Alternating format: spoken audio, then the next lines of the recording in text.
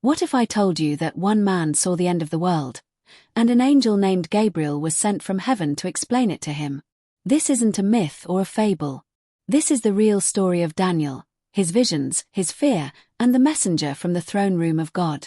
Welcome to Divine War Stories, where ancient battles, angelic encounters, and heavenly visions come to life. Subscribe and join us as we uncover the untold truths behind the most powerful spiritual moments in Scripture. Daniel wasn't a warrior. He wasn't a king. He was a prophet in exile, an old man living under the rule of foreign empires. But he was chosen to see what others feared to imagine. One night, as Daniel fasted and mourned for the fate of his people, his spirit was stirred. He had seen visions before, but none like this. His mind became a canvas for divine revelation. What he saw was terrifying. Beasts rising from the sea, empires colliding, a throne set in fire, and a figure like a son of man receiving eternal authority. The air in the room turned thick, heaven itself leaning down to whisper something urgent into human history. Suddenly, a being of radiant light appeared before him. It was Gabriel, the same angel who would later announce the birth of the Messiah. Gabriel didn't just show up. He was sent in response to Daniel's prayer. Sent to deliver clarity, prophecy, and warning. The moment was so intense that Daniel fell to the ground, trembling. The angel's presence was overwhelming, not because he meant harm, but because he came from the presence of the Almighty. His voice thundered with truth, his words dripping with the weight of eternity. He called Daniel highly esteemed. Think about that. Heaven knew Daniel by name. Gabriel began to explain what Daniel saw. But it wasn't just about his time, it was about the end of time. Kingdoms would rise and fall. A ruler, fierce and deceitful, would emerge. This leader would blaspheme God, desecrate the temple, and persecute the holy ones. Yet his reign would be short. Heaven had set a limit. Justice would come. And not by human hands. Gabriel revealed timelines, sacred weeks, decrees, and apocalyptic sequences. This wasn't vague symbolism, it was a detailed map, a countdown set in motion by divine order. Daniel was overwhelmed. After the vision, he said he lay sick for days. This wasn't a cinematic dream, it broke him physically. He didn't sleep. He didn't eat. He couldn't speak. The weight of divine truth was crushing. And yet, he wrote it down for us. Every symbol, every number, every detail was recorded because Daniel knew future generations would need it. We're those generations. The scroll wasn't sealed for his time, it was sealed for ours. And today, we peel back the layers of a prophecy that still echoes through time. But let's rewind a bit. Before Gabriel's message, Daniel had a pattern: fasting, praying, seeking. He didn't stumble into visions, he prepared himself for them. He repented on behalf of his people. He cried out for understanding. And heaven answered. There's a hidden principle here. Revelation comes to the desperate. Gabriel's visit was not random, it was the result of spiritual pursuit. Maybe that's a lesson for us today. Maybe what we're missing isn't more information, it's more desperation. Gabriel's tone was not just prophetic, it was urgent. He spoke of abomination, of a covenant being confirmed, of a war between good and evil that would reach its climax in a holy place. The angel's language was both poetic and terrifying. He told of the rise of the Antichrist, the breaking of the power of the holy people, and the sealing of a remnant who would understand. Not everyone would get it. The wicked would go on in darkness, but the wise would shine like the stars. That's in Daniel 12. Yes, this vision wasn't just about future wars, it was about awakening the wise. And Daniel. He didn't just watch the vision unfold, he became part of it. His name is written into the fabric of apocalyptic prophecy. Gabriel told him to seal up the words until the time of the end. That time might be now. Knowledge has increased. People run to and fro. Nations rise and fall like dominoes. And the same spiritual forces Daniel saw are still active, clashing, rising, falling. The stage is being set once again. What Daniel saw through blurred vision, we may witness with clear eyes.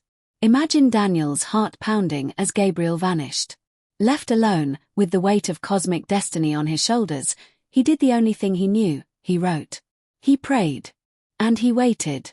He didn't get all the answers. But he trusted the one who gave the vision. That's faith. That's what keeps the flame alive.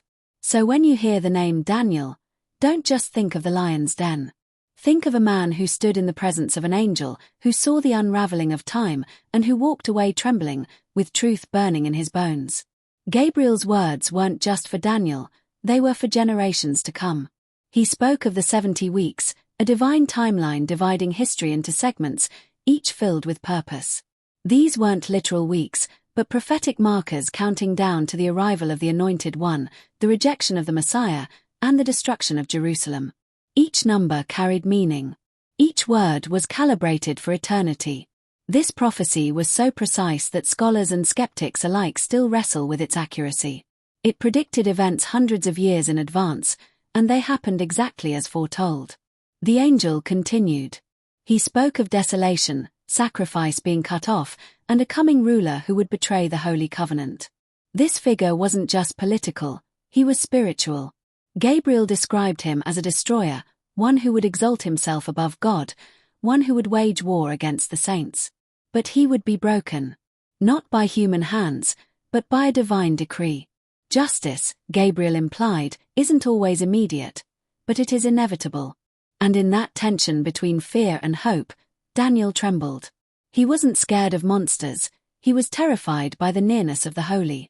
There's a moment in the vision where Daniel sees a man clothed in linen, standing above the waters of a river, raising his hands to heaven and swearing by him who lives forever. This mysterious figure declares that the end will come when the power of the holy people has been finally broken. This line hits hard. It suggests that God allows weakness before final victory. That sometimes, brokenness precedes glory. It's a painful prophecy, but one filled with purpose. Daniel doesn't argue. He listens. He writes. He obeys. Daniel wanted more answers. After hearing all these visions, he asked the angel, "What will the outcome of all this be?" But Gabriel didn't explain everything. Instead, he told Daniel, "Go your way, for the words are closed up and sealed until the time of the end." This is one of the most haunting conclusions in Scripture. A man who saw so much was still left in mystery. But that's the nature of faith. Sometimes, God shows you enough to trust him, but not enough to control the future. Gabriel ends with a strange encouragement. He says that those who are wise will shine like the brightness of the heavens, and those who lead many to righteousness will be like stars forever. In the middle of apocalyptic judgment, there's a spark of hope. God hasn't forgotten his people. In the darkest hour, the faithful will shine the brightest. This isn't just poetry, it's prophecy. In the chaos of end-time events, wisdom and righteousness will be like guiding lights. And Daniel, the man of prayer, was among the first to receive that promise. One of the most overlooked truths in this encounter is the role of angels in divine revelation. Gabriel wasn't sent just to comfort Daniel, he was sent to interpret and unlock mysteries. This reminds us that angels are not only warriors, they're messengers of God's blueprint. They know history. They know the future.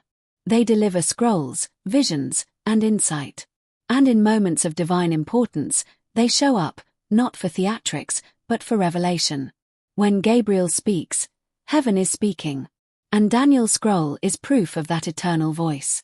When Daniel recorded the vision, he didn't just write down what he saw, he embedded it with warnings, timelines, and encouragements. He knew the scroll would outlive him. That's why the book of Daniel remains one of the most referenced prophecies in both Jewish and Christian eschatology. Jesus himself quoted it when warning his disciples about the abomination that causes desolation. The Apostle John echoes Daniel's imagery in the book of Revelation. The vision of the end didn't stop with Daniel, it continued, layered across centuries, culminating in a final showdown between light and darkness. This story isn't just about Daniel, it's about us. The angel said that in the end times, knowledge would increase. People would run to and fro. That's our world. Digital. Chaotic. Rushing. Searching. And yet, amidst all this noise, Gabriel's voice still echoes. His words challenge us. Will we understand? Will we prepare? Will we remain faithful when the beast rises, when the sanctuary is defiled, when truth is thrown to the ground. Because those days are closer than we think. The vision is sealed no longer, it is unfolding. If you're watching this wondering what it all means, don't panic. The angel didn't demand understanding from everyone. He called for wisdom, for prayer, for hunger. Daniel didn't have all the answers, he had devotion. And that's where you start. Maybe you won't see an angel like Gabriel appear in your room.